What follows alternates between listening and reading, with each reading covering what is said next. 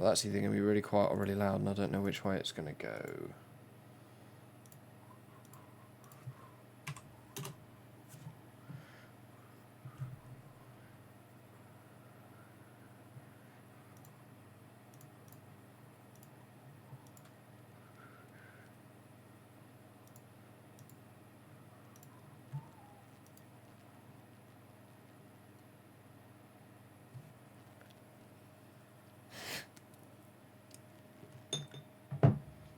Let's just check the volume of the music.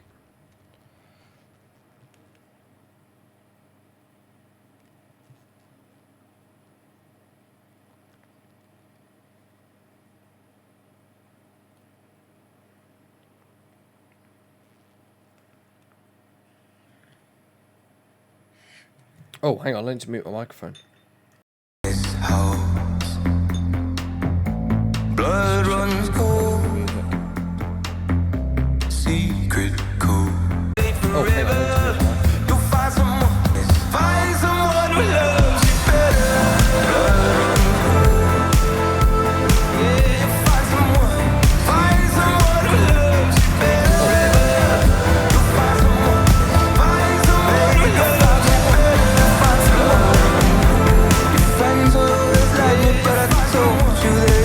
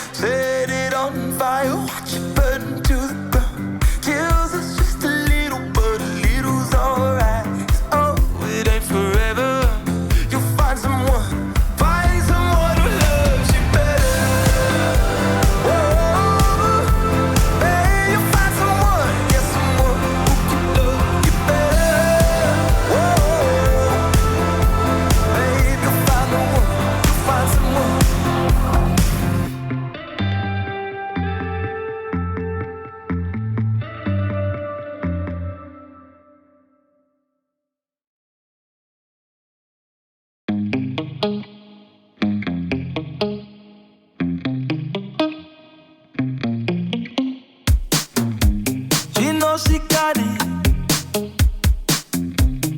Parties with a friend, and she goes on fancy days. She has it. But there's another girl behind the diamonds and champagne. Tonight she's downtown. 'Cause all her uptown boys don't understand her anyway. And she's just dancing. Oh, oh. Make the cold nights feel like summer days. Oh, oh, oh, oh, oh, oh, oh, oh. Make the cold nights feel like summer days.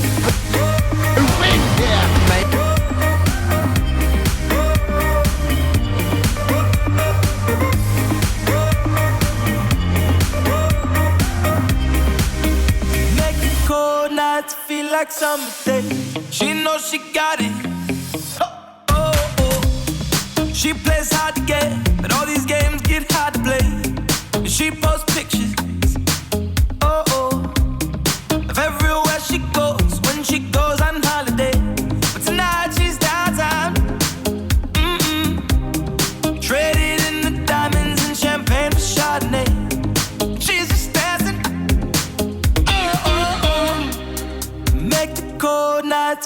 like summer days. Oh, oh, oh, oh, oh, oh, oh, oh, to make the cold nights feel like summer days. Who wins here? Baby.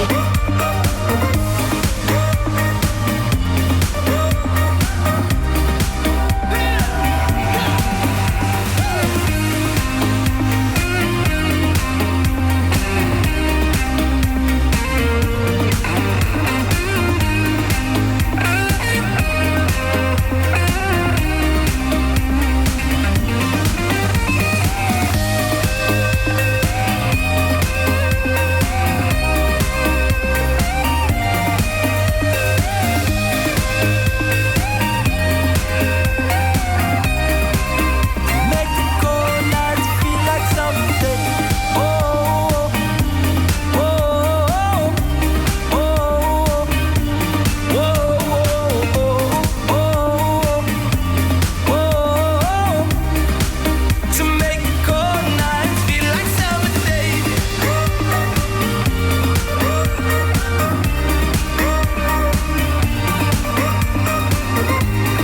She was just dancing. Oh, to make the cold nights feel like summer days.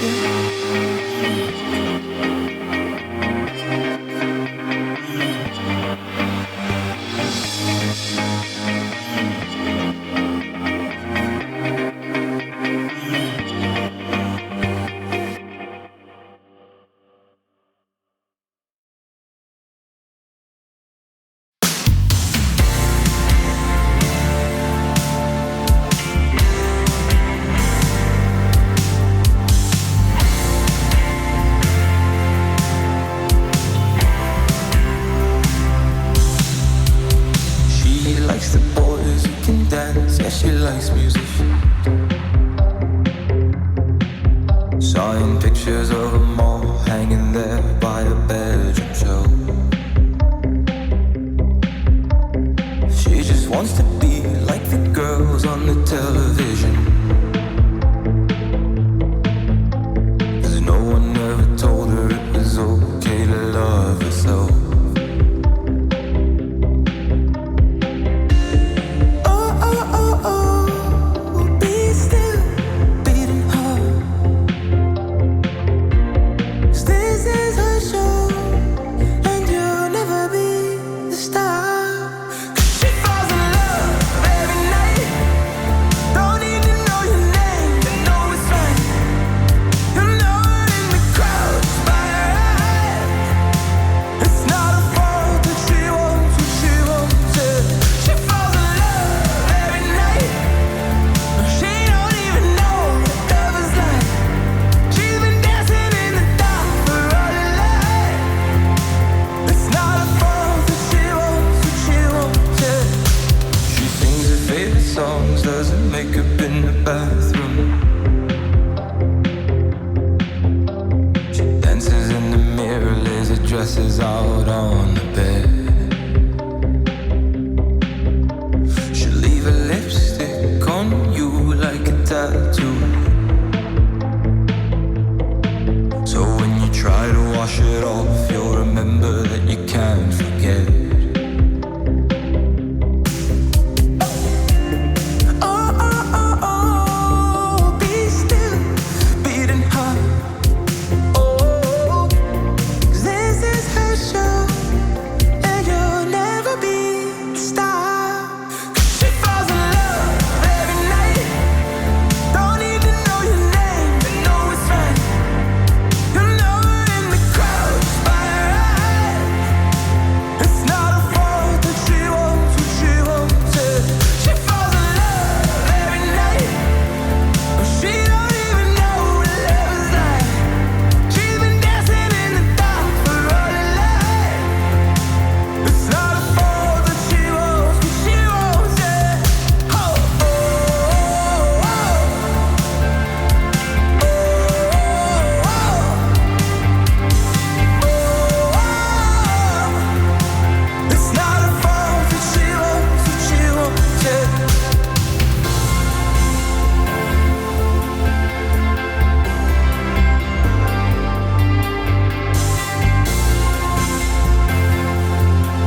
It's not a fault that she wants what she wants.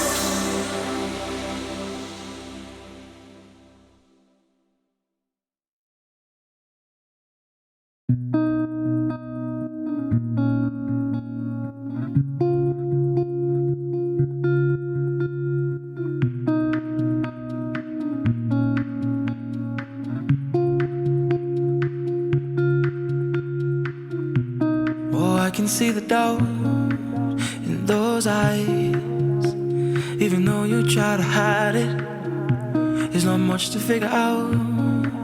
'Cause I know why, and I won't try to fight it, and I'll be the first to tell you, you were right. Oh, you were right, oh, you were right. Won't try to say I'm sorry this time, but I want you to know that I was wrong. I know, I know.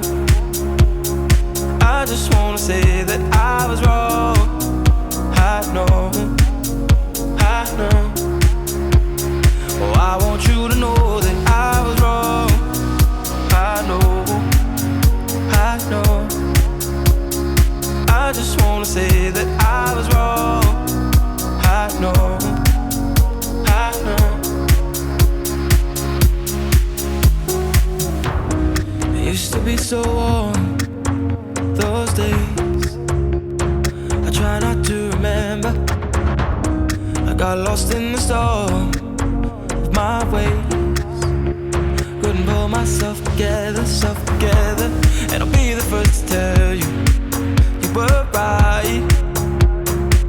Oh, you were right, oh, you were right. I'll try to say I'm sorry this time, but I want you to know that I was wrong. I know, I know. I just wanna say that I was wrong. I know, I know. Oh, I want you to know that I was wrong. I know, I know. And I just wanna say that I was wrong. I know, I know.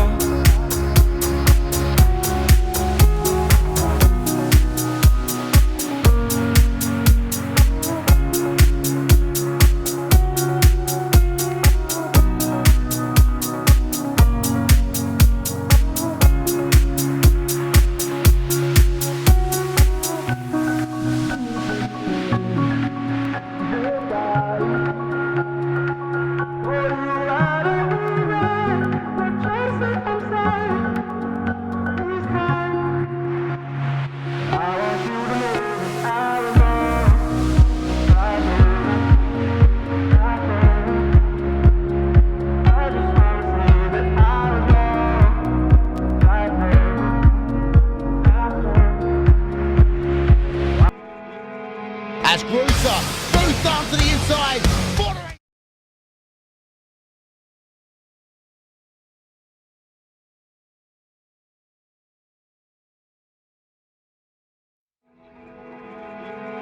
As Grocer goes down to the inside for the race lead. Can't get it just yet. Closes up the rear of Henry Bennett, but I don't think he's going to have the opportunity. He's going to pull alongside, but it's going to be Henry Bennett who wins here. Maybe get a move on the driver of Henry Bennett. He goes to the left. Bennett's going to have to stick to the inside. You can go very late on the brakes into Stowe corner. That 007 of Bennett might just be able to make a move. The doors potentially open off a 2, but the 46 car of Cook is rolling. The 007 has a bit of overlap.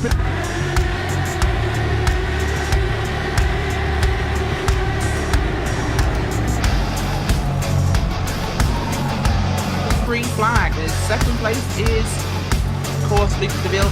He goes defensive immediately over third place, Mark Usher. And head through turns 1 and 2 for the first time. Big jump by the first 3.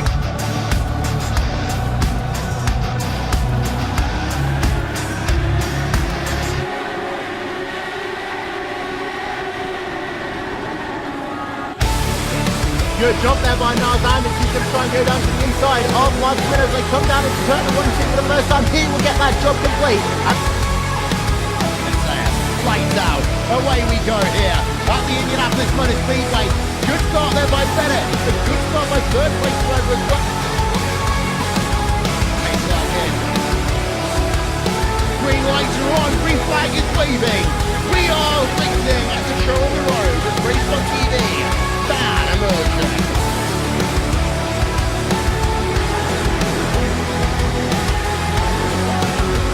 Car pulls in now. Guys start to build up the revs. Getting ready for green flag racing, and away we go. So Matt Cook looks like he's got Hit road, and that means we can get the show on the road. Green flag in the air. We are ready to go racing, and a good there early lead by Markman. 57, 55 laps of racing to go. Green flags out, and here come the cars in towards turn number 1 for the first time. The drivers can accelerate when they wish. And we are green at Mid-Ohio. Josh Ching gets an absolutely incredible start. And we go green here at Las Vegas. And we got an accident just a little bit right in the field, just not even Now. Oh, we've got a car off already there. That's another 77 car. And that was starting for turn 1. That was 10:30. That almost was catastrophic.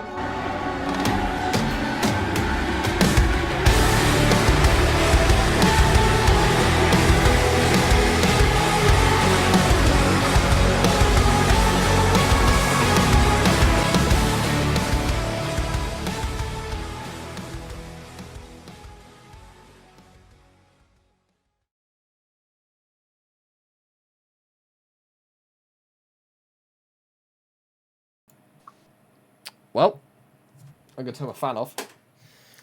There we go, you can't hear that anymore. Good evening, good morning, wherever you are in the world. Good afternoon if you're in the States. And I'm Jack Stiles, I'm the usual commentator from Racespot TV. In the middle you have Robert Grosser, the 3-time world champion, or whatever. And then Let's start with that, yeah. The idiot smiling on the left-hand side is the Frenchman. That's all I'm going to say. And What's up, guys? well, for the next hour or so, Good we're going evening. to be entertaining you and bringing you, catching you up as beer. And- Everything's working perfectly well so and- far. That's and very just good. talking about what's happened over the sort of the first half of the season, really, and what's gone down and Up, because and lots up. of things have gone pretty well so far. Let's say that first, and let's jump right through it, shall we? With the first thing. First things first.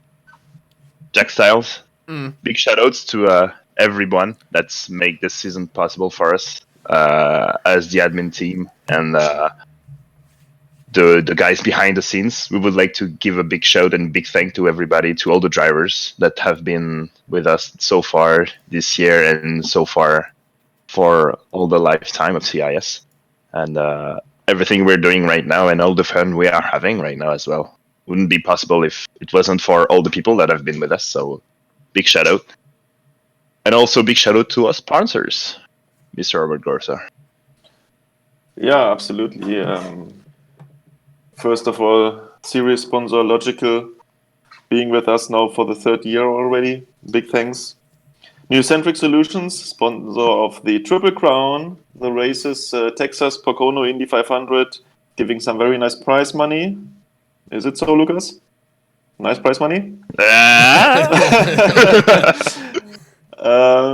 Then Edifice Incorporation, sponsoring Indy Road and Road America. And then, of course, Iconic Graphics for Belle Isle and Homestead. And, of course, the Lionheart Racing Series sponsored the Iowa race. And then we have the Carol Head and Breast Care Center for our charity race at Laguna Seca. So big shout out to all our sponsors. Thank you very much. And well, if it wasn't for those sponsors, a series like this wouldn't be possible. And I have been giving a lot of shout outs, and whenever sponsors have been sponsoring races, they always get their own little bit of airtime on the broadcast from me, and that was apparent going in from the start. And as you can see, showing it off. Shameless sponsor plug for Vortex Sim Racing right here. Yeah, but I'm not going to complain about that. Obviously, we've got quite a few topics going on. I think one thing that has to be talked about first of all is Matt Cook and the domination of Matt Cook. Pretty The much. genius, Yeah, as he hates to be called. Yeah, he's done quite well so far this season. It must be said. Let's say that. Nah, let's say that. He's following the tradition of I won the rookie championship last year, so I'm going to go win the overall this year. That seems to be what's happening right now with Matt. Pretty much. He got his mojo back from the old days, let's say, and he's on a tear pretty much. The only one that's probably able to keep up with him is Josh, when he's on a good day, not burning up his tires doing donuts during the race. But that's another topic for another time, right? Yeah, no, Matt has been tremendous. Let's say that. Maybe only strategy errors. Yeah, he's costing him some points, but other than that, nothing to say really. But I think things balancing out. I mean, you see, you were just mentioning some mid-race donuts for one driver, and on the other hand, Matt is also not staying completely flawless here, having some pit entry spins here, strategic errors there, and this keeps the championship exciting, I would say. Mm-hmm. I am a very good example for that. Yeah. We'll get to Pocono later, Lucas. Yeah, I hope so. It will come. It will come. Obviously, so we are past the halfway point in the season now, aren't we? Yes, we are. Yeah, I am right in thinking that. Everything kicked off at Interlagos in March. That feels a long time ago. And going in, it was a bit like, well, not really sure what could happen. We know Henry's going to be quick because he won last year overall, but there was a lot of big names coming up, and all of a sudden we had this new name pop up, which I believe has only done 1 or 2 races so far this year with the Classic IndyCar Series, and that was Walsh. Yes, Walsh. I wasn't even going to attempt it because I knew I was renamed from Dave Walsh, who Yeah. dominated the Winter Series. Domination of the Winter Series, came into the first round, dominated Interlagos, then seemed to just disappear into nowhere. Mm-hmm. As did all his teammates. Yeah, that pretty much at TDR. So. Obviously, Interlagos also had a few moments. The first of Josh Chin's many spins this year. I think that's fair enough to say. Mm-hmm. He has more spins than I did in 2017. That I had incidents, pretty much. I mean, record grid, 36 drivers on the grid. That was also quite awesome. Yeah, that was huge. Yeah. Wasn't that the biggest one of the in CIS history? It's history, yeah. Mm-hmm. It was by a long shot. And having, of course, real life racing drivers on the grid was quite exciting. Having Andy Werner back, who was only doing a part-time season. So it was a pretty amazing grid there. It was not just about quantity, it was really great racing going on. And yeah, as we said, at that time, Dave Walsh dominated and won in the end. And I was really thinking like, oh, if he really continues like this, especially on the road courses, it will be quite interesting. It is still interesting, but now for other reasons. And well, you can currently see it up on your screen, the results from that race, showing almost all of the... There we go. Just thought I'd include Robert at the bottom there. And, but there's a lot of names in there. Joe Ringrose, another name which came in for 2019 and has only competed in that race, I believe. And it's almost as if people turned up for the first race and they thought, I can't be bothered now, which is a bit of a shame. But we still had good grids all year long. It's we've had brilliant grids all year long. Some of the best grids that we've had, well, definitely since I've been working on the Classic. The Classic IndyCar Series. And then obviously Twin Ring Motegi. 2 weeks later, I missed that race for various reasons, but I believe it had quite a lot of action in.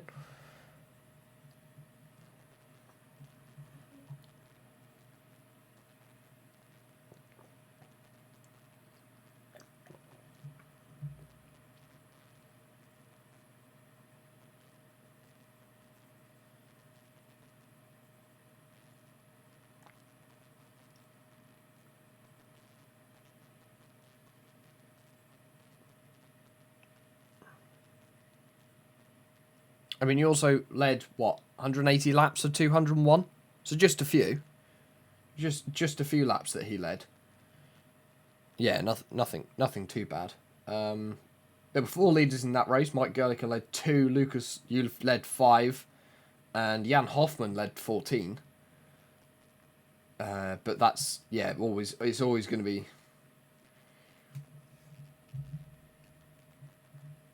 Yeah, it's pit cycles, and we'll talk about Pocono in a bit. But, oh yeah. But Barber, obviously, a very different circuit to the 2 that they raced on so far. And that one actually came down to the final corner. A very interesting finish to that race by Matt and Josh. It was neck and neck. Lucas, 3rd. Yeah, it could have been 3 drivers, but Lucas was shit in that race.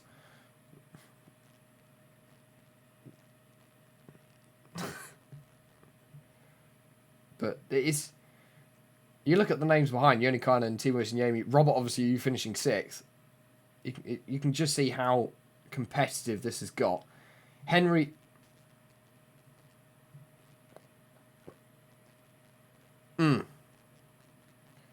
He's...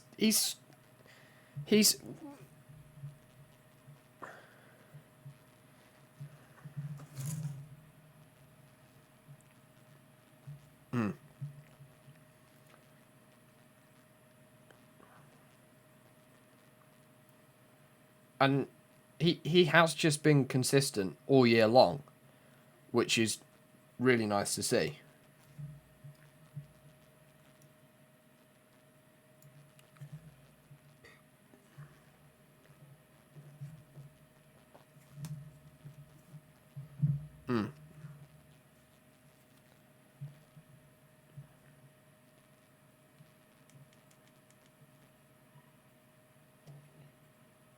And well, obviously, Henry Bennett as well, Barber making his first start of the year.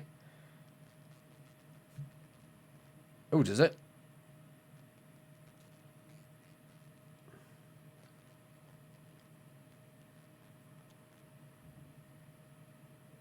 Hang on. Yeah. We lost Lucas and Robert. Huh? They're there. They should be.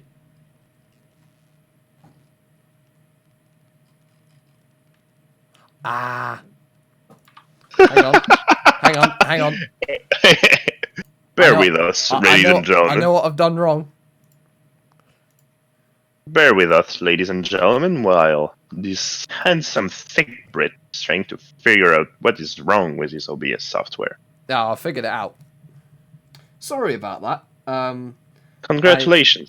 I had a Hello again. I had a slight issue where I forgot to set up the audio. Set up the video, didn't set up the audio. Well done, mate. Wonderful.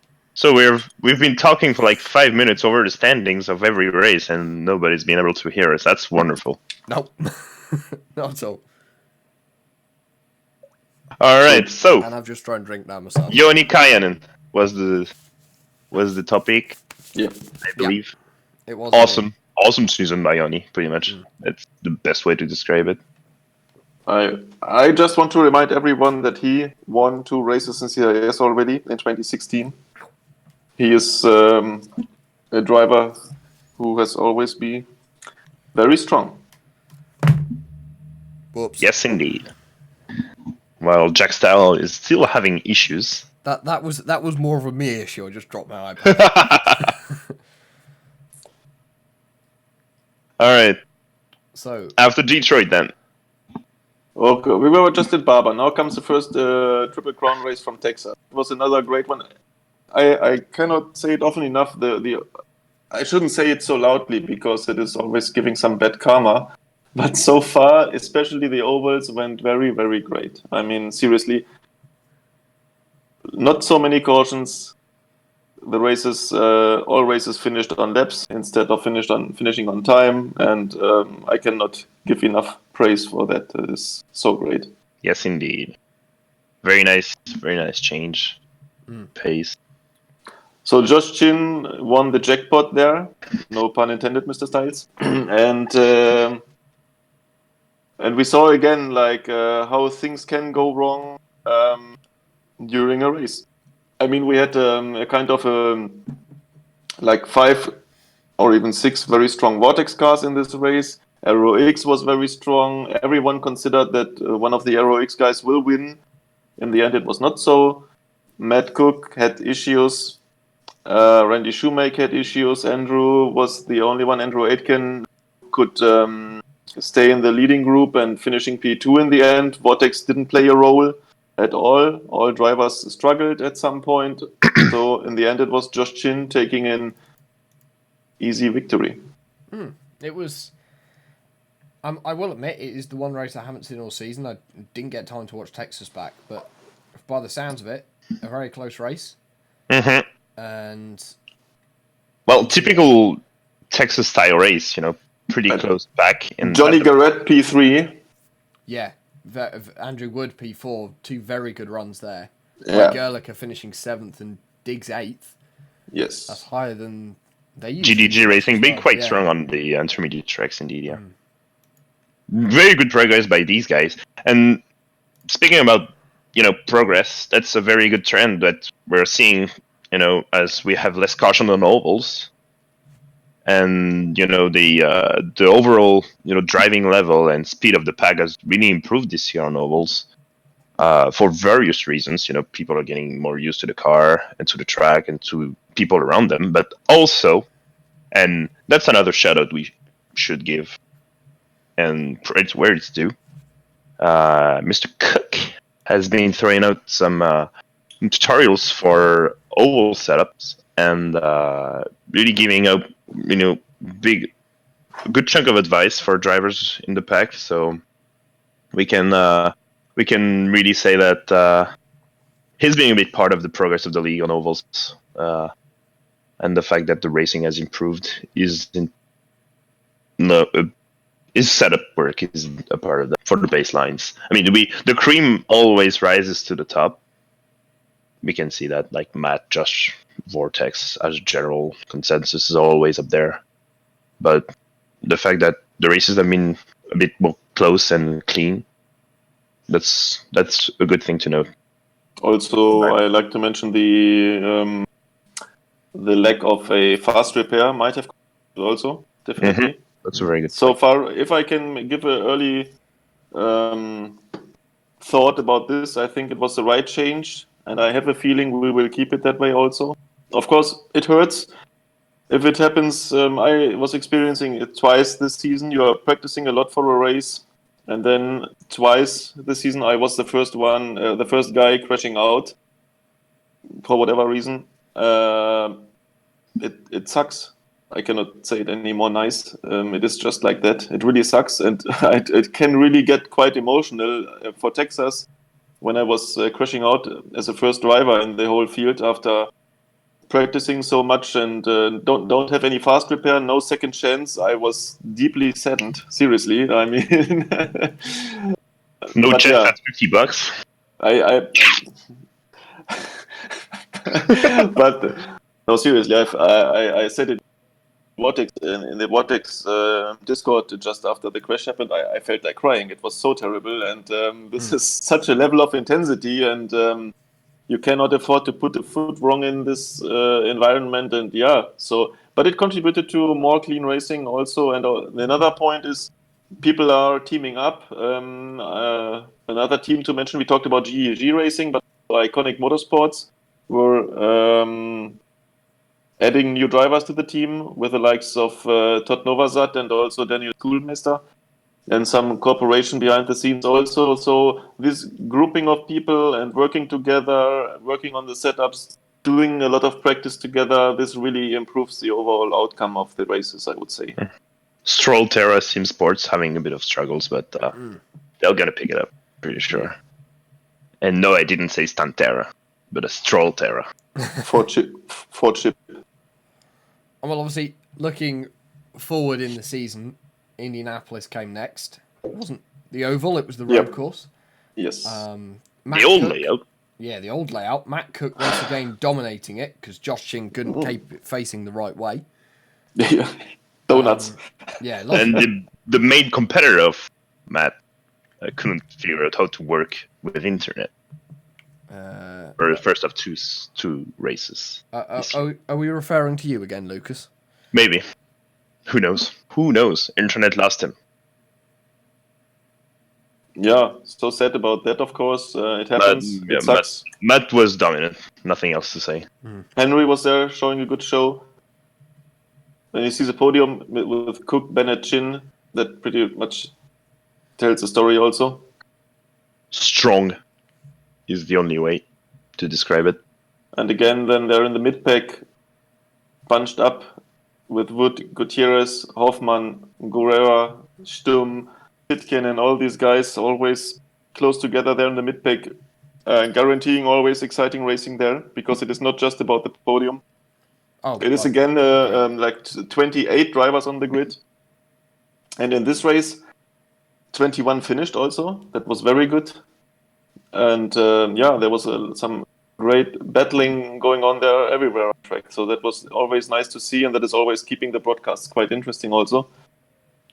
And it's not just a thing with the CIS. I do see it in other series. The mid-pack does usually, especially sort of halfway into the race, in the last half of the race, it does provide better racing, I think, because those guys are so much closer on pace. You look at the front of the field, everyone's miles ahead of everyone else. They're not got that much competition anyway, but when you start looking at the midfield and coming back down the grid a bit, it does get a lot more exciting, and I think that, especially this year, has been a lot better. Racing in the midfield has been brilliant, and how clean the racing has been as well has been very impressive.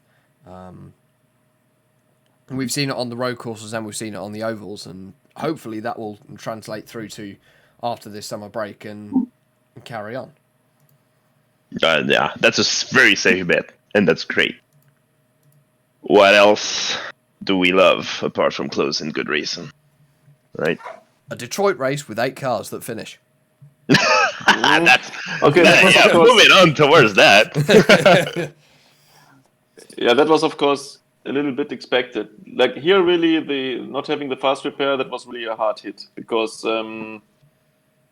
it is such a unforgiving track. I mean, I was experiencing it myself. I was throwing away a possible podium, I would say, just by kissing the wall slightly, and that already was like giving me a bent suspension, and then I had to slow down.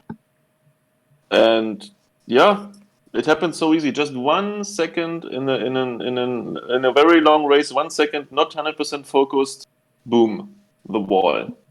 On all other tracks, you would go into the grass or this or that. Here, no chance. So that was tough, and 8 cars finished. It was a big challenge for everyone, I would say. The joy of street tracks. Yeah, exactly. No second chance. It's something which hasn't happened very often with iRacing as well. Street tracks are quite new. They're quite... Obviously, the first one we got was last year. We've had Long Beach, but it's just the scan. Yeah. Does it really count? Yeah. It's the scan with some road textures. There's not much more to it. But Detroit really was the first chance we got to see proper street racing. Yeah. And it's not just CIS. Every series that I've covered Detroit with, it has been very much the same. It is very much a race of survival. The Porsche Pro Qualifiers had it, where I don't know, I think quite a quarter of the field didn't even survive the first sort of 5 laps or so with that race. So it is very important to see that street tracks are a very different way of driving, and I think people need to get used to that. Mm-hmm. And that's a very good debate as well that we can have on iRacing. You know, should they keep going with the trend of getting more street tracks? We have no idea. Maybe Jack, you have, but I don't. Yeah, I don't. I know as much. Are they working on? Yeah, are they working on anything? And what should they work on? That's a very good debate to have. You know. Yeah, there's IndyCar is obviously a very good target for that market of street racing because that's what IndyCar is about, pretty much. Toronto, St. Pete, that would be great. St. Pete is an easy one. St. Pete Not too many buildings and all that. It's quite nice. Florida isn't too far away from Massachusetts, so easy to get there. Before we leave Detroit, I want to give another shout out. We talked about drivers improving a ton, and that was the man of the day for me on this race was Jos van der Ven. And I can't wait to see the next road course, because after Detroit we only saw ovals so far. I want to see him again, how we can keep this trend. He was doing great. Seriously, I mean, he was giving me such a hard time there. It was just amazing to fight with him. Yes, indeed. And speaking of ovals, Iowa came next. Yep. And this was round 7, I think. Once again, it was pretty much dominated by Josh Chin and Matt Cook. Josh Chin, however, unsurprisingly, having issues. And I can't Not even remember. not on his own this time. Not not only on- not on not of his own. That is very true. There was a little bit of contact, I guess, in turn 1, maybe. Turn 1 and 2, yeah. I can't remember. I think it was 1 and 2. Yeah, I can't tell you about this one too. I was sitting front row. I could see it, but I can't. I can't remember, anyways. But there was another great race, another great show of battling in the mid pack again with Carsten, Hannes, Zachary also doing quite well there, top 10. Yoni again doing a solid finish, at least. Lucas. But yeah, in the end, it was again Matt Cook who took away the win. Me, for once, finishing on the podium, and rookie Jamie Wilson doing very well, finishing P3 in his first race. So that was a quite impressive debut. And pole position of Andrew Aitken. Unfortunately, he crashed out, but it was nice to see him on the pole position for the first time. And Weather limiting options setup-wise for this race, though. Speaking about weather, It's been Weather. hot all is it year. really the Randy curse we have every time he mentions that we only have hot weather? We're gonna have hot weather the next race or something like that. I don't know. Lucas, I would even say it is the hottest season in CIS. Moving on. Say it, Lucas. Say it. That's what she said. We all know what happened in 2017 between you two. That's why we are not next to each other on your screen, or are we? You are on my screen, yeah. Shit. Well, obviously, last race before we went to the summer break, new circuit last year, a repaved Pocono, slightly re-altered Pocono as well with the track layout, still 2.5 miles long. What's all this about? First, Lucas Laville. Sorry, what? Huh? Who? Huh? You is a Bill. man. Some say it's a win on strategy, so it doesn't really count. But I Still wonder who counts. that is. Still Still, counts. 1 Lucas Laville, 2 Joshua Chin, 3 Matt Cook. Who would have thought that would ever happen this year? And Certainly not me, to be perfectly honest. to be Certainly fair, not me. Randy did make a good point in the last 15 laps. You want to be the first person on pit lane because then you're up to speed when everyone else comes out, and that is exactly what you did. That's what I told the guys, yeah. That's Yeah. what I told the guys. You want to have the momentum Yeah, during the last few laps when the guys are coming out, and you want to pass them as they're coming out. and that worked really well for you. Obviously, Andrew Aitken threw it away on that final pit stop. He spun and hit the wall. He did, yeah.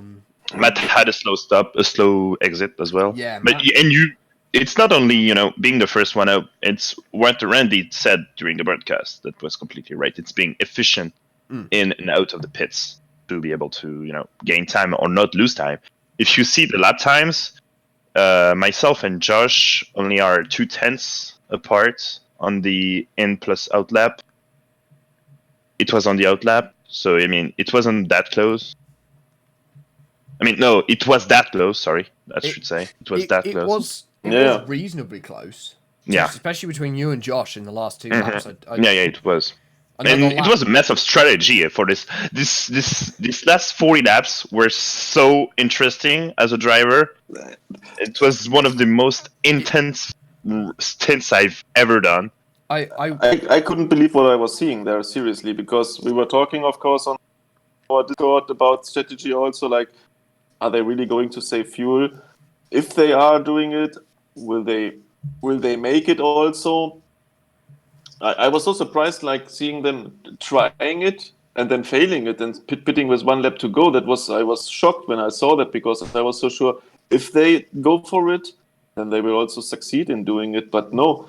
And that was really a big surprise. And of course, a very happy surprise for our team. But yeah, I never expected this. It was so obvious, of course, when they were starting to slow down, when bunching up with like 15 laps to go or something like this. All these 6 cars, they're all bunched up together. That was crazy. Nobody wanted to lead. All of a sudden, everyone wanted to have the draft, and it was crazy. And as well, I mean, I'm just thinking back to the race, and if you haven't seen Pocono, go and watch the last 40 laps. You don't need to watch anything before that, really. The last 40 laps really does speak for itself. Yeah. And Lucas, you led 2, but you led the most important 2. I think another lap Josh would have got you.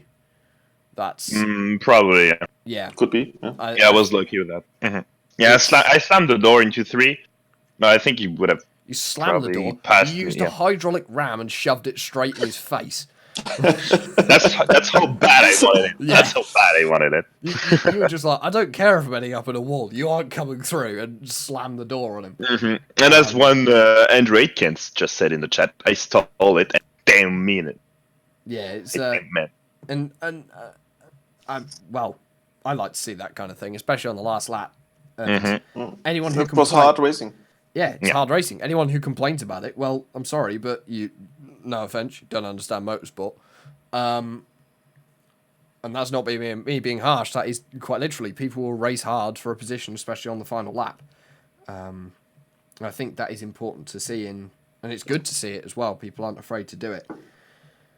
And obviously... Oh, go on, Robert. No, just continue. I wanted to bring up another point. Well, obviously, Pocono brings the first half of the season to a close. We've now got a break till the 12th of August, 13th of August? 11th.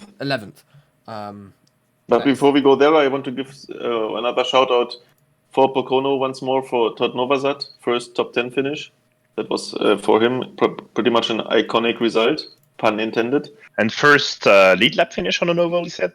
Then Caleb Weekly, top 10. And also iconic motorsports. So these people were again showing a great show, and it is all these things. I mean, it is we said we are talking about the championship contenders all the time, but they're in the mid pack, and these achievements also coming into top 10. That is really so hard this year, except for Detroit. Coming to the top 5 is even more hard. Top 5 is almost like a win sometimes. Yeah, you have to really fight hard to even come close to it, and that's really what it is. And then it is more exciting for those drivers who usually stay like outside of the top 15. If they can score such a result, they are super happy, and they are happy for a reason, seriously. Just look at me. Everybody was deaf after Pocono. Yeah. Either way, either of you, I probably imagine the logical Discord went a bit mad. I know for a fact that I got a little bit excited, to say the least. But, I mean, I'm just looking at something which Robert has put together for us tonight, which is basically a chart with every single race winner and a couple of other drivers added in as well, the point standings. It's the top 6 in the points, and where they finished so far this year. And it's quite interesting to see. Yoni Kinen currently sitting in 4th in the championship, as you say. He's already got 2 second positions. He's been very consistent. 2 seconds, 2 fourths so far this year. Matt Cook, we know, has got 4 wins. Josh has got 2. Luce has got 1, and obviously then Ocean Walsh getting the other, hang on, 1, 2, 3, 4, 5, I've lost count. The 8th win of the year so far. But actually, Matt Cook is a long way in the lead at the moment in the championship. And if I'm right in saying this isn't including drop weeks. This isn't so far. Yeah, and that is exactly the point. I mean, as you can see in this chart, Matt hasn't scored anything worse than P6 so far, while all the other competitors had at least 1 DNF or 1 really terrible result. So these people were using some of their drop weeks already, and that's why the gap is so big. And if you consider the drop weeks, things will shake up again. And then, of course, we have Indianapolis in the end of the season, with double points, 100 points for the winner, and another the bonus points for the qualifying also. So this season is only over after 14 races, not before. And there's a lot which can definitely happen in the last 7 rounds of the championship. Lucas, And yes, you see, you might still win it. Finally. I might. I probably won't, but I might. and you see also in this graph here, like okay, for Matt, because he didn't have any bad race so far, it is quite linear, going up to his 351 points. But for all the other drivers, there are here or there are some. The curve gets a bit more flat or anything like this. And so you just take Lucas' graph, for example. Then this Pocono win gave him a big boost in points to a solid P3. But still, everything can happen. No fast repair, another DNF. Yeah, will change the game completely again. So You want unpredictability and good racing? Watch CIS. It's good for you. yeah. Yes. 100% That's what agree. we want. That's what you want. Hey guys, we are approaching the 30-minute mark already. My beer is also empty. What do you think? Shall we just Halfway through the season, halfway through the podcast. shall we do the usual beer break Beer right break. now? What do you Yep. think? CIS Pit Stop, sponsored by whichever brand of beer you're drinking right now. Yeah, that sounds about right. So we're gonna quickly step away for about 3 minutes. I'm gonna let the trader play again, and we'll be back to look forward to the second half of the championship, what's still to come, and a couple of other topics that we have written down to talk about. Don't go anywhere. Yes, do not, or I will come and find you. We found you.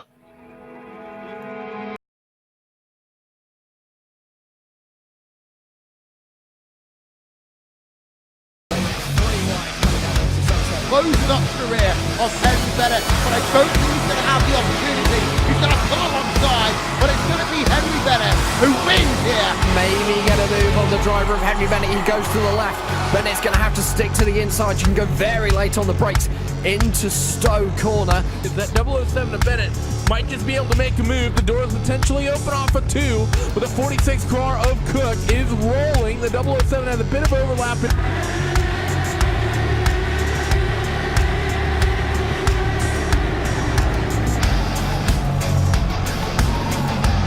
Green flag. His second place is, of course, Luke Laville. Goes defensible immediately over third place Mark Usher. Head through turns 1 and 2 for the first time. Big jump by the first 3.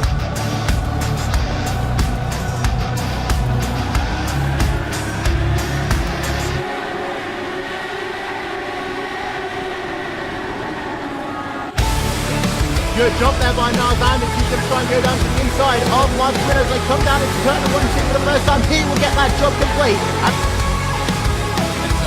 flames out. Away we go here at the Indianapolis Motor Speedway. Good start there by Bennett. A good start by third place driver as well. Green lights are on. Green flag is waving. We are racing at the show on the road with Racespot TV. Bad emotion.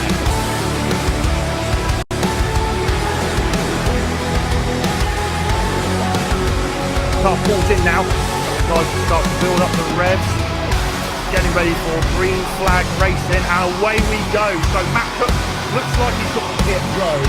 And that means we can get the show on the road. Green flag in the air. We are ready to go racing, and a good there early lead by Markman. This is 57.55 laps of racing to go. Green flags out, and here come the cars in towards turn number 1 for the first time. The drivers can accelerate when they wish. And we are green at Mid-Ohio. Josh Chin gets an absolutely incredible start. And we go green here at Las Vegas. And we got a next to just a little bit right in the field. Just not even Now. Oh, we've got a car already there. That's the number 77 car. And that was starting for turn 1. That was Tim Birdie. That almost was catastrophic.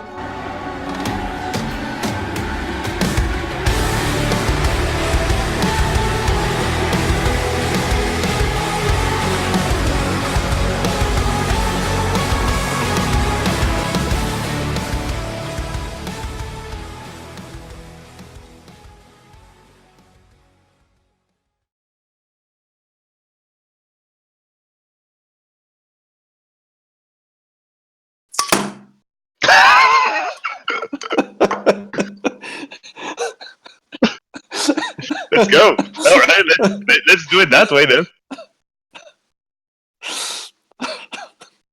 Cheers. Wonderful. Let me do that then. Let me do that on camera, live on camera.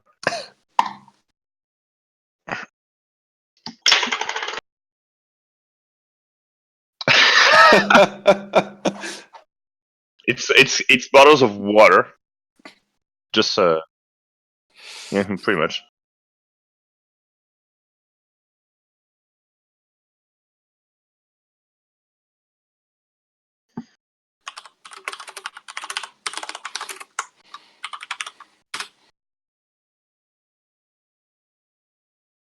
That's a GG. Mm-hmm. What should we expect from the summer break? Well, maybe some weird stuff. Yours truly has been thinking about hosting some stuff at the ring or any other weird road combination. And I know someone has been playing on weird oval combinations. More to come in the following days on the CIS Discord, as always, where the shenanigans happen. I don't know what he's talking about. Yes, you don't. What is going on here? No, you don't. Meanwhile, Jack Style is actually muted during this broadcast, so I will be carrying on for the moment while our resident... I've unmuted myself. Yep, that's fine. I unmuted them this time, just not myself. Why not? As you could, there's a reason why I don't produce the races for Racespot. And there's a reason why I don't produce anything, because I can't stop talking crap about it. You produce quite nice crashes, Lucas. Yeah, that's true. That's one thing I do quite well. Or DNFs. Ne touchez pas. Ne touchez pas. Don't even know what the fuck that means. Everything's going completely off tracks right now. This escalated quickly. Right, pretty much, yeah. While we have close to 2 viewers left because it's an absolute shit show. we wanted to talk about the mid-pack madness, right? Yeah. Mm-hmm. Maybe. Yep, that's a very good point. Yeah. So it is. There is really something going on there. Is it like more than 10 drivers within some 30 points or something like this? So everything from P7 down to P15, even further down, almost down to P20. Everything can happen there. It is so close in points and also in the racing on track. And there are drivers in the mid-pack which can shine, like we saw with Andrew Aitken finishing P2 in Texas. I wouldn't be surprised if one of those guys will win or even a race. Mm-hmm. Because we don't have this fast repair, because things can happen easily in this race, and I wouldn't be surprised if we see a big surprise also this year.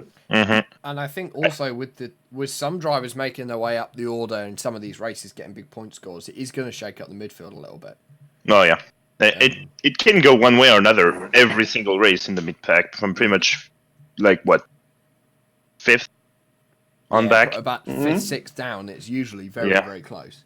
Yeah. And not wanting to talk trash about you, my friend, but you know, you're one bad result and you're down to like what 7th, 8th, and one good race from somebody in the mid 10 positions can be up in the top 10 very easily.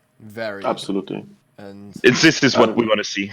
And in the middle of all this, we have the Rookie of the Year championship going on. Also, it's also there with at the time with Daniel Schoolmeister leading it with 70 points. Jamie Wilson, however, only point for the Detroit race, doing two races. Mm-hmm. Iowa and Pocono. Iowa and Pocono. He wasn't at Detroit. Iowa and Pocono, and is at 59 points already for the Rookie of the Year. So there's also a nice battle going on, and it will be very interesting, really. Yeah, I think it is going to be a good season to come. Obviously, starting off at Gateway, an interesting circuit, I think, Gateway. Mm-hmm. Oh, yes. Driver's track. Yeah. Who doesn't like that? and lots of things could happen. Yes, indeed. This turn 2 outside world is gonna kill people. And really, I can get, if you are watching this now, and of course you do, on the CIS YouTube channel, go to the playlists. There is a playlist 2016 CIS. Go to it. Watch the broadcast of Gateway 2016. It was really an exciting race, and I'm so sure. I mean, of course, whenever I see this race, I start crying in the end for good reasons. But you should really watch it. It's so exciting, and I hope we can bring this kind of excitement this year again. Oh, yeah. The track is good. It is really good. It provides And good racing. I'm really looking forward to it, to the race also.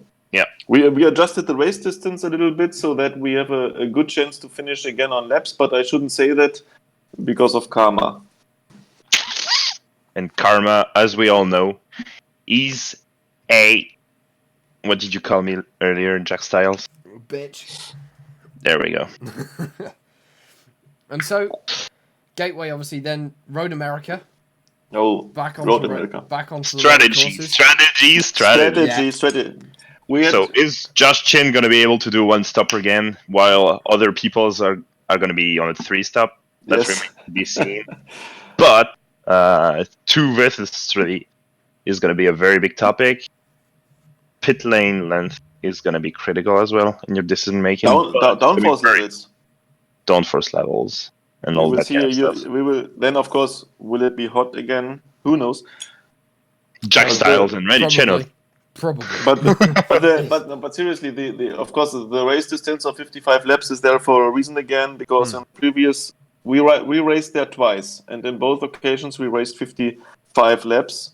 In both occasions we had this big fight about one guy trying the 2-stopper on fuel saving, because you can only do 18 laps on a full fuel tank, which makes 54. Yeah. But you need 55 plus a full pace lap versus a 3-stopper. And it was always a thing for the last corner in both occasions when we raced there. Go watch the broadcast. It is super exciting. Just watch the last 10 laps if you don't have much time. Both races there were super exciting, seriously. And I just hope we can deliver such excitement again for this season. The track is great, the track is beautiful, and with the different strategies and with the drivers that we have, with the competition that we have, not only at the front, as we told, also especially at the mid pack, it will be great. I'm so sure. And well, obviously, both times that you've been to Road America, both races being won by the same driver, and that is of course Dan Benefield from Australia, and we just may see him return. Hopefully, I will have to get Grub himself to do it, and I will pester him for you, Robert.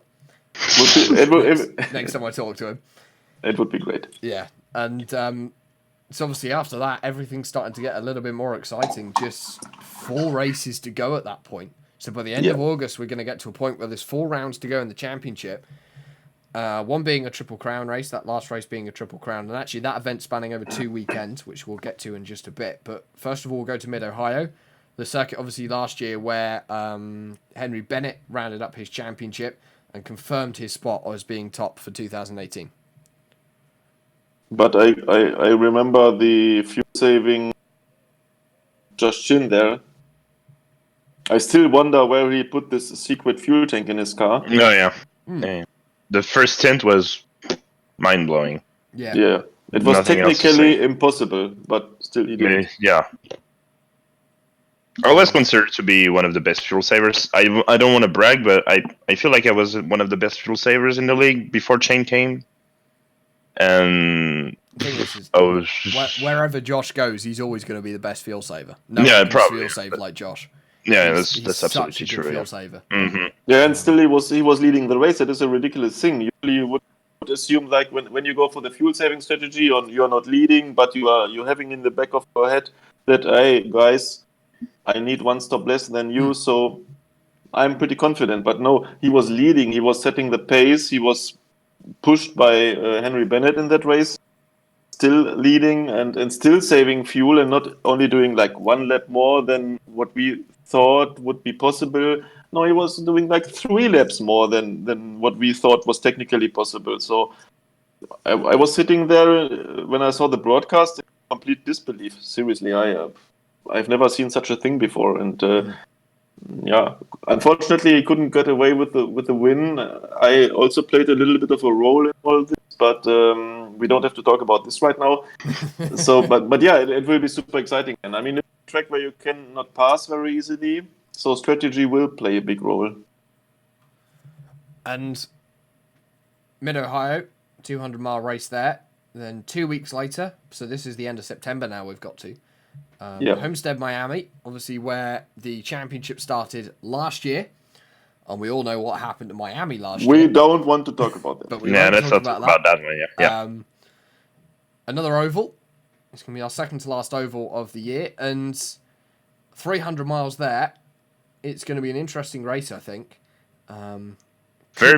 Very big thing during that race. Yeah. Is that we're going to start during the evening with cooling track temps. We might get a cold track. We might get a cold track at the point during this race. Incredible. First, you heard it here first, fellas. Yeah. What do you go with? Do you pick high downforce for the start of the race and get yourself up the field? Hope for a green race so you don't gain time by changing aero on the pit stop? Or do you pick low downforce and pray to stay up with the pack during the early stages and to smash and pass every bond at the end? I mean, bets are open for this one. This is going to be really exciting. I don't know what to say. It's a different dynamic, isn't it? Mm-hmm. Yeah, it's a very really different dynamic to how we've done races in the past, and yeah, I think that's going to be interesting to see. Yeah. We know the effects of track temp so far this season. I mean, like 3 or 4 degrees Celsius / even 3 or 4 degrees Fahrenheit can have a huge impact on the grip level on the ovals. So especially on an oval where you're not flat all the way around. Ovals where you're flat most of the way around, you're not too bad. But where you... Iowa was one where we felt it a ton. I mean, with the track temps we had to be pretty much maxed out on aero, apart from some idiots like myself. But that's a topic for another day. but that's what she said. Let's not go that far, all right? But I mean, with 15 degrees Fahrenheit less track temp, we could go way down on aero and still be flat everywhere. So that's a very sensitive topic. Grip levels and how the physics of the car and the tire model of the car is. Jamie Wilson opened a thread on the forums about the graphics of the car, and I know for a fact that Matt Cook wants to have something similar done for the tire modeling and the physics of the car, and we're gonna work through that during the summer break. That's one of the things we want to get done. Yeah. But collecting actual data and compare it to what the actual car in real life was doing at some tracks is something really tough to do, especially at tracks like Homestead, where the kind are never run, or Pocono. So this is going to be... which they never used. And even the old one. Oh yeah, they never used the old one, did they? Never used the old one with the RR5, so... Yeah. That's going to be something quite important to do as far as getting the car forward on iRacing. We all know that NTMB7 is out only for the Skippy, but this is still a move forward, I guess. It's on its way, isn't it? It's very slowly going to be making its way into... And what can we expect? Like the slow cars first, like they did with NTMV6, and then the GT cars, probably. And then only then the open winners. Especially since the World Championship went away from the open wheel. Yeah. And we will only get it once the McLaren or the FW31, the IR18 will get it, and we'll just be there also. Yeah. Probably the 3 Indy cars will get it at the same time. Yeah. Yeah, our car will not get much love. That is sure. Other by the CIS, of course, we love it a lot. But I'm talking about iRacing right now. But yeah, We shall see. we shall see. Time As will we tell. say. Time Exactly. will indeed tell. Exactly. And we're now at the point where we're now going to be talking about the last 2 rounds of the championship. First one of those is going to be Laguna Seca. Very interesting racetrack. 13th of October. Indeed, a very interesting racetrack. The place where Alex Zanardi pulled off his amazing pass. That's probably 20 years ago now, isn't it? Robert knows. 96, yeah. 23 years. 23 years ago. And CIS was pulling off a 3 wide into corkscrew corner there in 2015, I might say. And if you want to see Will Vincent getting like super excited, he was commentating this race all alone in 2015, and he got completely excited when he was commentating this 3 wide situation where all 3 drivers survived. I might give this kind of a spoiler. Go to the playlist CIS 2015, watch this race. Okay, this particular scene was not in the final stage, somewhere 2/3 into the race. It was awesome, seriously. And another track where passing is next to impossible, unless your name is Alex Zanardi and you have a driver called Herta in front of you. But it will be You can great. get it done. You can get it done. Watch You can CIS. get- Watch CIS. It's good for you. Yeah, it is very good for you. Oh my god, he's right. And I know what I'm talking about. then last round of the championship, of course. Last but not least. Last but not least, yeah. For some people probably wondering where this has got to. Spanning over 2 weekends this year is the Indianapolis 500 because Bump Day. Qualifying I am and very bump excited. day. If we need back. it, yeah, but yeah, it will be exciting. I mean, pull the day. qualifying, the qualifying will be exciting already. I mean, when we did 2017, it was so great. It was so intense, having the Fast 9 shootout and all these kind of things, and dynamic weather, because we do it in the right way. One car at a time. Get your car in line. Surrender your time if you do so. Yeah. Dynamic weather. So Anything do you take the risk of anything can giving happen? up? Yeah. Anything can happen. Do you give up your time if a cloud comes out, but disappears during your run? Tough luck. What do like you in do? real What life. do you do? Well, obviously, qualifying is 3 hours. You've got a 3-hour session that you can use to be able to get yourselves onto the grid and qualified. And then the week Plenty later, of time. the third race of this year's Triple Crown, last race of the championship as well, 500 miles. I hear rumour that Will Vincent may be back for that race. Hey, Will, if you listen, You heard it in first. You can't miss Indy. Will, it is a Will Vincent 3 wide formation Yeah. from ISOWC. It is Will Vincent who plays Jim Neighbors back home in Indiana in the pre-race show. It needs to be Will Vincent in the booth also. Yeah. It's And I don't mean it. I don't mean it in a disrespectful way towards Jack and Randy, who are doing an awesome job this season. But for Indy, we need Will Vincent also in the booth. I agree with that, and I would like to see Will back for Indy. Yeah. I'm going off my memory, which is usually rubbish after 10 seconds. But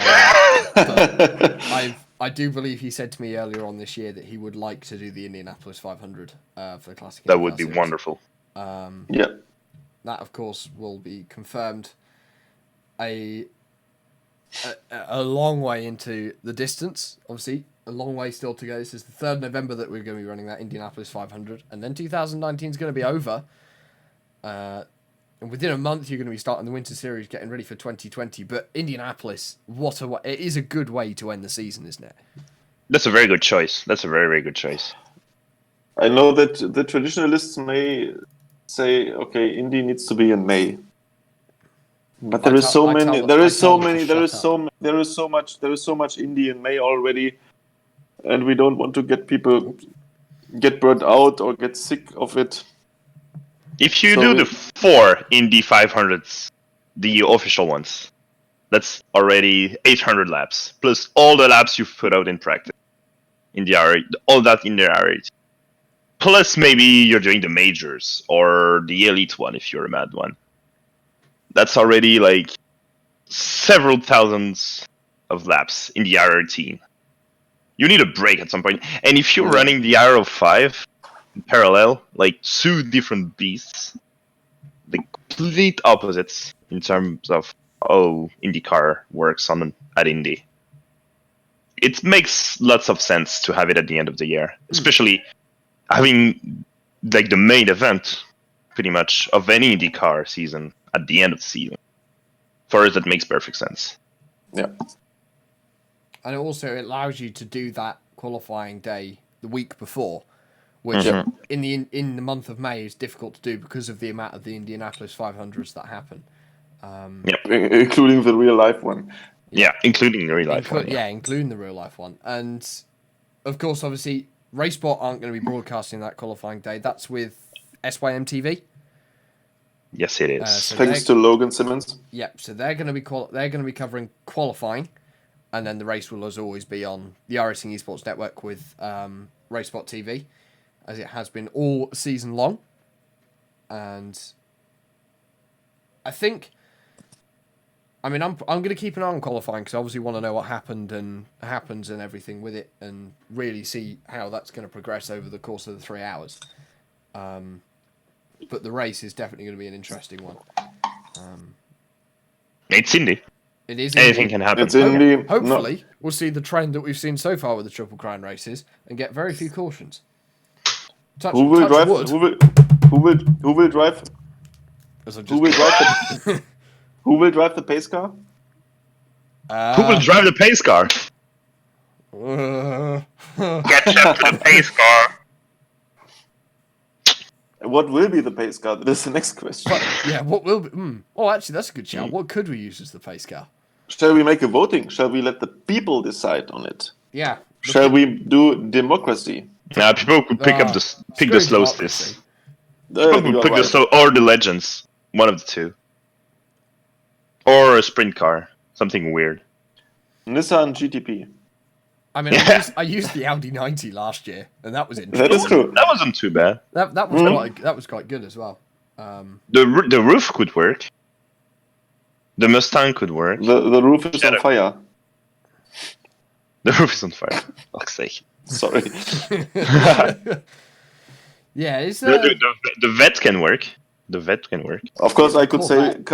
the Camaro could be a nice choice, but I'm not neutral on this topic. Are you biased by any chance, Robert?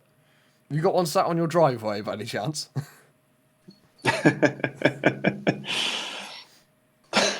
Jesus. But So oh, yeah, and then I cannot even believe it. I mean, it feels like the season just started, and we are now talking like, okay, we have 8 races already done. We have 6 more races to come. The summer break is just ahead of us. It's unreal. I mean, time flies by really quickly, and it's fun. It's exciting. It's a lot of work also. I just can't believe it. And when we are talking like, yeah, and then the Indy 500s, and then the season will be over. I just can't believe it. But it will come very soon, actually. Yep. Let's not get depressed about that, shall we? and Oh, no, not at all. I'm really excited. Yeah, I'm just reading the YouTube chat. People are currently Yeah. discussing what we could possibly use for the pace car. The BMW M8.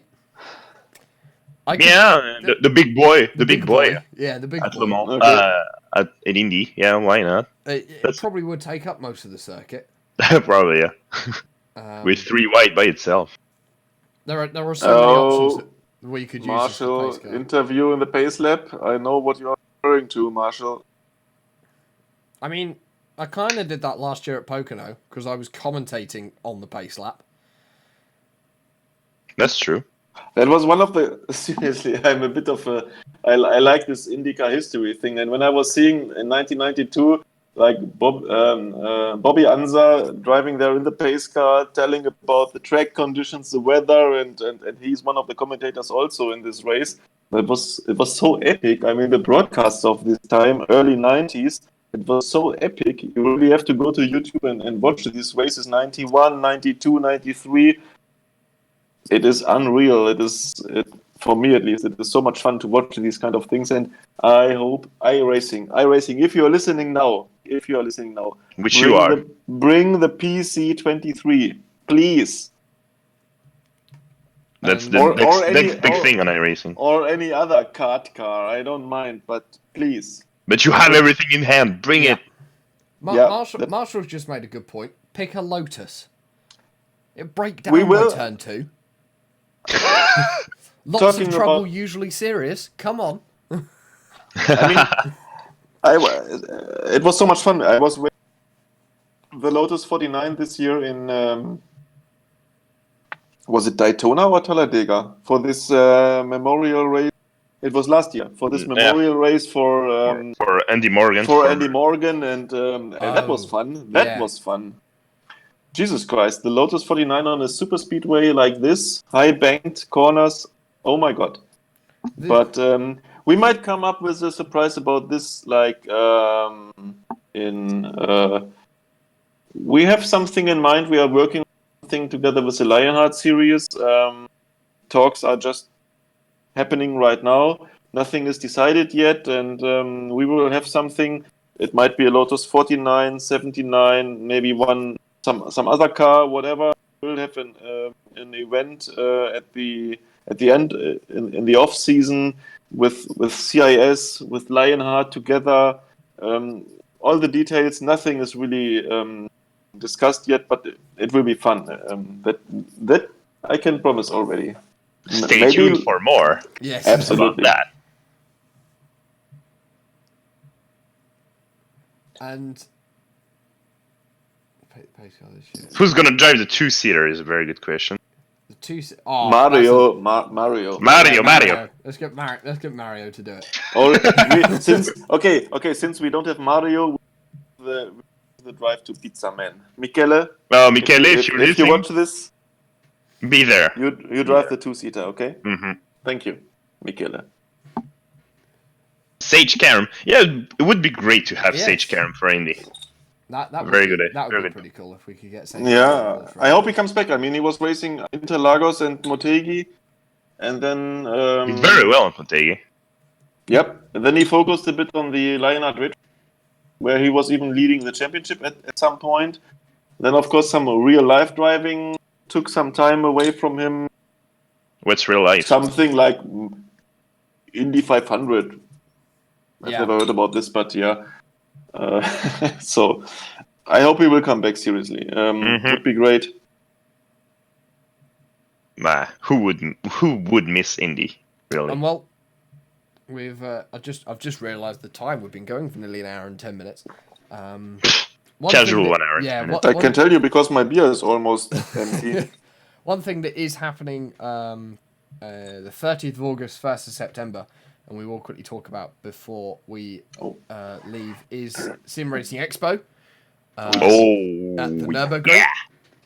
And obviously, it's basically the yearly event to get all the sim racers in Europe together and have a big event with essentially it's a celebration of sim racing and racing as a whole. And racing as a whole, yeah. Blancpain Sprint Series. Blancpain is racing at the Nürburgring. And I believe the ticket is for Blancpain and Sim Racing Expo. So if it's the same as last year. Both events, indeed. So who will be there? Who will be there? I wonder. So tell us in the chat. I'll tell you something. First of all, last year I was fortunate to go there, and I was meeting Will Vincent in person, which was very nice. I met Jos van der Ven, which was also very, very nice. We were watching even this Blancpain race together on the grandstands at Nürburgring. Olli Quokka, Sasha Lamp I was meeting, and who will be there this year? Lucas, do you have any idea who will go to Expo this year. I wonder, Robert Grosser, who will be there at Sim Expo representing CIS. I wonder. I will be there. Of course, obviously, the ADAC Sim Racing Trophy happening again on the Saturday, and then the GT500 again on the Sunday. Yeah. And I think Porsche having a thing on iRacing as well? I don't know. Is that it? Yeah, I can't say. Oh well, no, I don't actually know. I'm thinking about something else. I don't know. I'm not personally involved with anything that's going on with Sim Racing Expo this year, so I actually can't answer any questions to do with it. I know what you guys know. Basically, that's what I know to do with Sim Racing Expo. WEC is way more interesting, isn't it? Yeah, I'm going to be at Silverstone. And I think also Sim Racing Expo allows people to actually meet up with people in real life, because you can spend so long with someone online and never actually spend any time with them face to face. I mean, tonight, me, Lucas, and Robert, we've got webcams on so we can see each other's faces, but it's still not the same thing as actually being there in person, stood next to the person as it is, and not. And we can talk about that. Robert and myself can talk about that indeed. Yeah. As probably all CIS knows already. Had a very, very good time in Germany last year. Yes. We did a show, didn't we? This is so different. It was so great to meet Lucas in real life last year, and also Sim Expo. That was such a great experience. Also, I forgot. Of course, I met Michele there also, and some of his teammates, and it is a day-night difference from having some text chatting going on. If you just go there with the guys, try some nice, super fancy sim racing equipment that you can never afford to buy, that sounds about right. Like this full motion sims, and it was. But the most thing really for me was just meeting the people there in the Sim Expo, just roaming around there, looking who is there, whom do I know maybe. I mean, of course, I was wearing this shirt so that people might recognize me somehow, and but, and what's coming next in sim racing, and meeting the developers, meeting yeah, absolutely. Stuff you never heard about.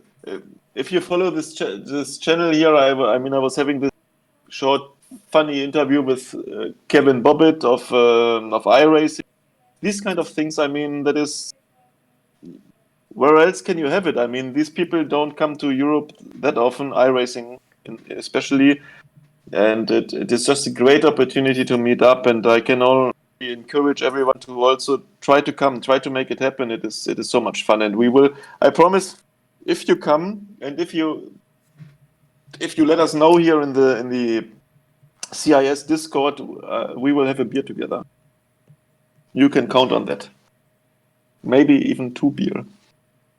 If you're not going. If you're brave enough. 3. I mean, let's raise the stakes. I've gone through 3, but let's be honest, the bottles that I've been drinking are tiny.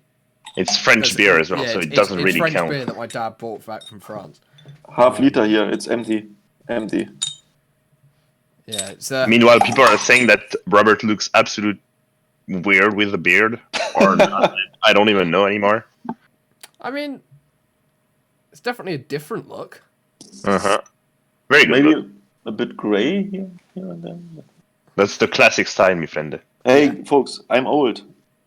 No, you're classic. You're classic. You're classic.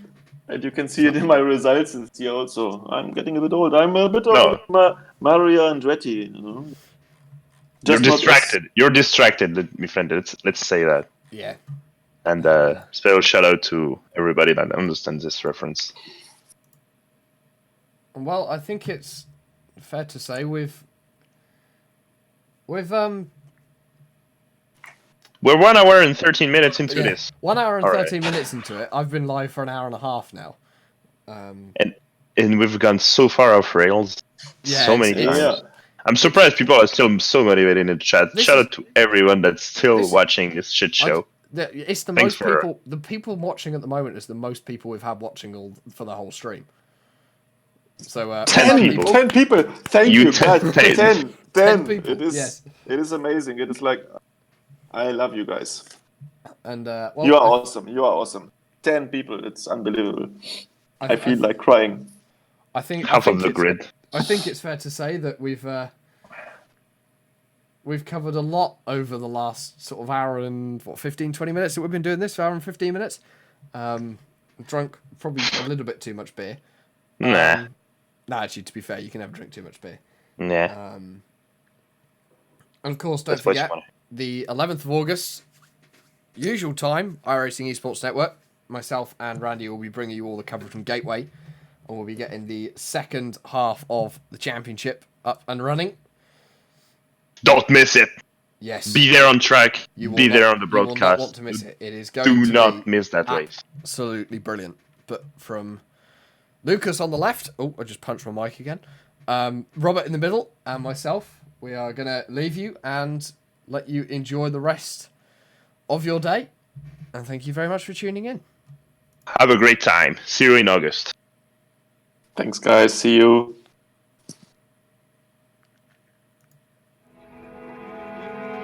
As Grooser moves down to the inside for the race lead. Can't get it just yet. Closing up to the rear of Henry Bennett, but I don't think he's going to have the opportunity. He's going to pull alongside, but it's going to be Henry Bennett who wins here. Maybe get a move on the driver of Henry Bennett. He goes to the left. Bennett's going to have to stick to the inside. You can go very late on the brakes into Stowe corner. That 007 of Bennett might just be able to make a move. The doors potentially open off a 2, but the 46 car of Cook is rolling. The 007 has a bit of overlap.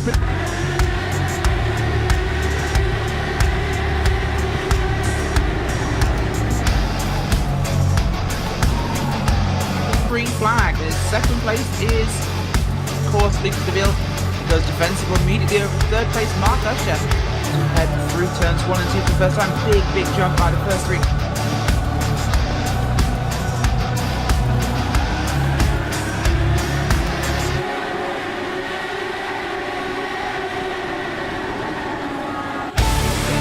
Good job there by Narzan. He's going to try and go down to the inside of Mark Winners. They come down into turn 1 and 2 for the first time. He will get that job complete. And lights out. Away we go here at the Indianapolis Motor Speedway.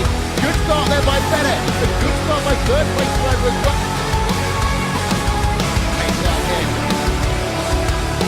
Green lights are on. Green flag is waving. We are racing at the show on the road with Racespot TV. Bad emotion.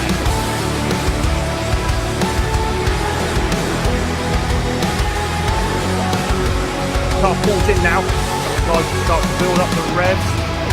Getting ready for green flag racing, and away we go. So Matt Cook looks like he's got the Pit road. And that means we can get the show on the road. Green flag in the air. We are ready to go racing, and a good there early lead by Markman. This is 57, 55 laps of racing to go. Green flag's out, and here come the cars in towards turn number 1 for the first time. The drivers can accelerate when they wish.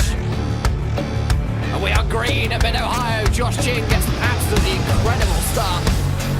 And we go green here at Las Vegas. And we got an accident just a little bit back in the field. Just not even Now. Oh, we've got a car off already there. That's another 77 car. And that was starting toward turn 1. That was Tim Bertie. That almost was catastrophic.